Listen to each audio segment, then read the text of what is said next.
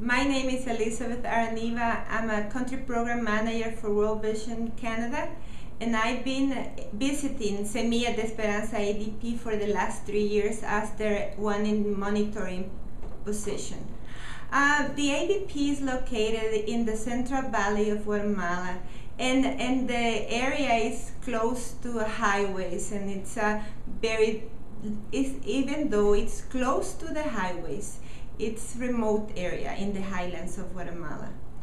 The most important changes that I have witnessed in these past years are the different situation of the families. The families are now more empowered. The moms are in charge of the education.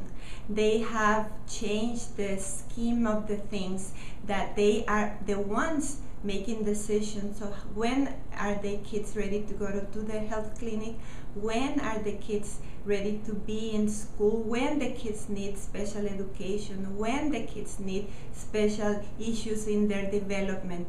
They already know. They are empowered to do those decisions.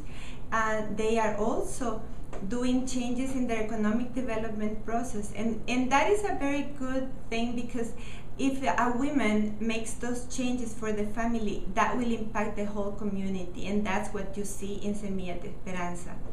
There's no more malnutrition, critical malnutrition. There's always case for improvement, and there are always problems. Not 100% of the community is completely in different situation, but most of the kids and the kids in our programs look really healthy.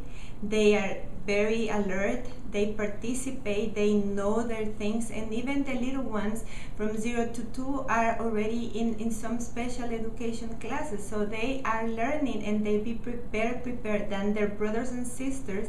And that's what the mom says, the little one is better prepared for school than my older kids. So that's good to hear. And of course, every time that I go there, the kids and the families and even the school teachers and the doctors in the clinic, they always thank the sponsors in Canada. So I personally thank you, all the ones that have been sponsoring the kids in Semilla de Esperanza, because you have made a big change in the lives of those communities.